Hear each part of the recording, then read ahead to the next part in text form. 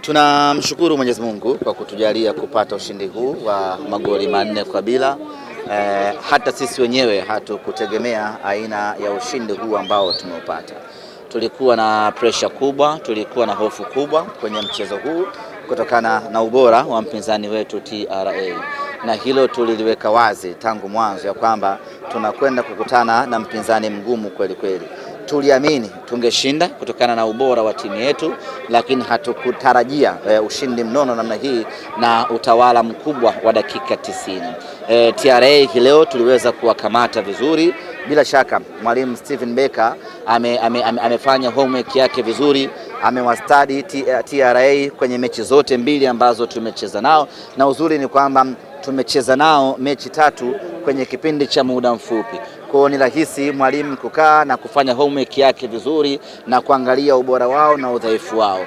Kwa hiyo kwenye meza ya kiufundi Steven Becker ameshinda pakubwa, kwa sababu alifahamu udhaifu wa TRA uko wapi, alifahamu ubora wa TRA uko wapi na silaha ya TRA ni nini, akaweza kudhibiti na hatimaye tukaweza kuwa outshine na tukamfunga magoli 4. Sisi kwetu ni fahari kubwa, ni faraja kubwa, ndio robo finali ambayo imezalisha magoli mengi kweli kweli, na ndio robo finali ambayo ilikuwa haitabiriki, lakini mwisho wa siku tumepata ushindi wa magoli 4. Hongera kwa benchi la ufundi, hongera kwa mashabiki wetu, na hongera kubwa kwa wachezaji wa Simba Sports Club. Ahmed, ulisema kwamba mpinzani aliyeko mbele ni Coastal Union. Kwa sababu hii kwa haitabiriki, inatabirika na mnaona matumaini ya kuchukua ubingwa. Tunakoelekea ni nusu finali.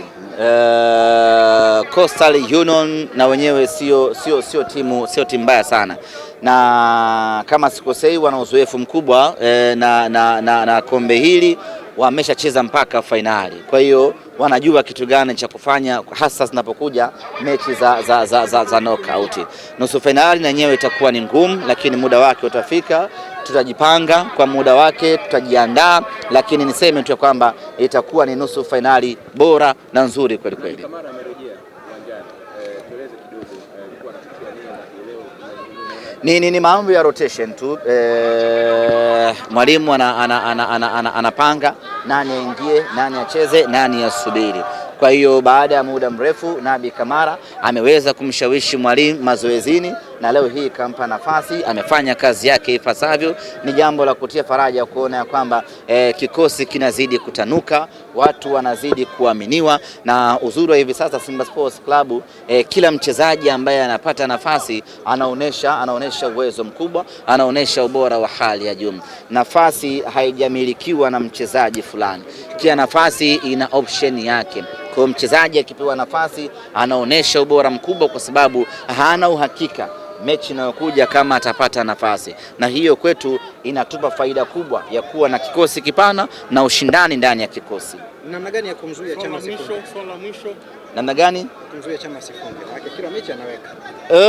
Hakuna namna, labda akose mwenyewe tu kwa kudra za Mwenyezi Mungu, lakini hakuna mchezaji yoyote ambaye anaweza kumzuia Chama asitimize majukumu yake uwanjani. Ana uwezo mkubwa, ana utulivu wa hali ya juu, ana akili ya mpira wa miguu, ana uwezo wa kufunga, ana uwezo wa kupasia. Ndio mchezaji ambaye anaibeba timu kwa asilimia kubwa kweli kweli, akishirikiana na wenzie. Na katika mechi ya leo amefanya kazi yake, kamaliza. Mwalimu kampumzisha kwa ajili ya kujiandaa na mechi ya Coastal Union, akampa nafasi mtu mwingine, na aloingia vile vile ameingia, ameonyesha moto wake. Ni dhahiri shahiri ya kwamba hivi sasa Simba Sports Club hatuvizii lineup kuangalia huyu leo hayupo, unaanza kupata mashaka. Hii ni mechi ya 3 kama sikosei. Shomari Kapombe hayupo, lakini wala hakuna wasiwasi. Anayepewa nafasi yake anafanya kazi nzuri na anakuwa mpaka mchezaji bora wa mechi ngumu kama hii. Yote kwa yote, Simba tunazidi kuchanja mbuga, na sasa tunaelekea kwenye nusu finali, na malengo yetu, yani break yetu ya mwisho ni ubingwa wa kombe la CRDB. Asante Ahmed.